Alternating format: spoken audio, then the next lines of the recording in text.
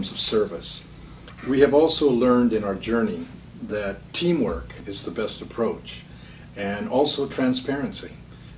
Being totally open. People look at our website and sometimes ask, why do you list all the people that have ever given you money on it? You're exposing your resources. And my response to them is, we want to acknowledge and thank all the people that have ever donated, whether they were individuals, corporations, foundations, and so we list them. And it is through that teamwork that we believe that we have a better chance of continuing to build the relationships we all need to build with potential funders and continue the work that we're all doing. You know, the great basketball coach of the UCLA Bruins, who won 12 national championships, was once asked by a reporter, how can you explain this feat that will probably never again be repeated in the history of basketball or any other sport? And his response was simple and succinct. He said, I learned the difference between activity and performance. And I think the more we can understand those principles, that we have to have organizations that are performing, that everyone is engaged, everyone is participating, everyone feels valued, that then we will produce the results that we're all seeking, and we can be proud of the things we do in our work. About 7 or 8 years ago, we began to look at Peter Drucker's work and began to understand that a top-down model, that a superior versus subordinate relationship of staff within PK was not going to work.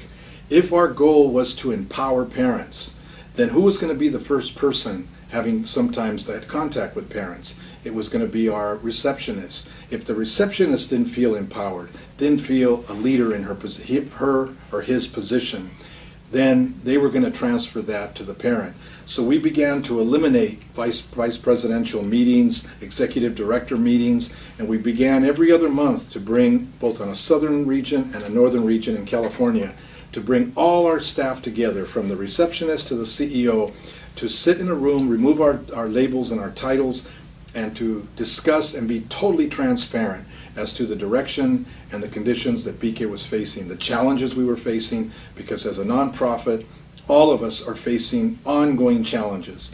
The funding cycles that sometimes funders will give us money for 2 or 3 years, and then all of a sudden we're told that their committees have decided to move on. So we know that there has been change in how we approach.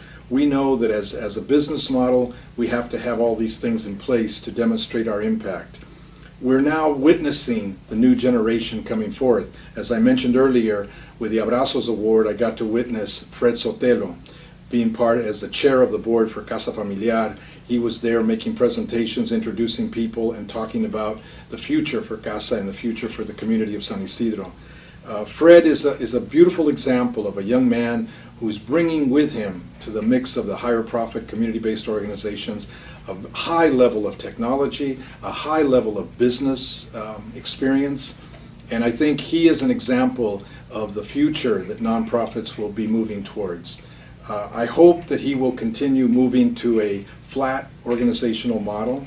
I hope that he will understand that leadership comes at all levels, and the stronger the organization will be if everyone in it has ownership, feels respected, feels valued, and is on target with the goals and missions that are being undertaken by the organization.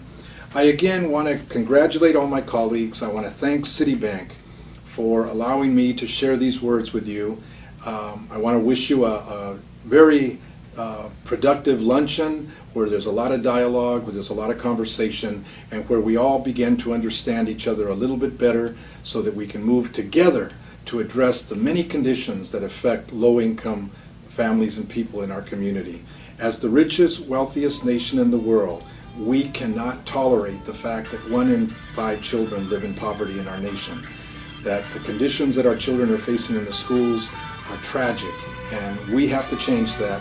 And we believe that families, building community, giving the community the voice and the empowerment that they already have, but allowing them to learn how to exercise it, that we will make sure that someday our higher profit or nonprofit organizations don't need to exist because we will have done our job.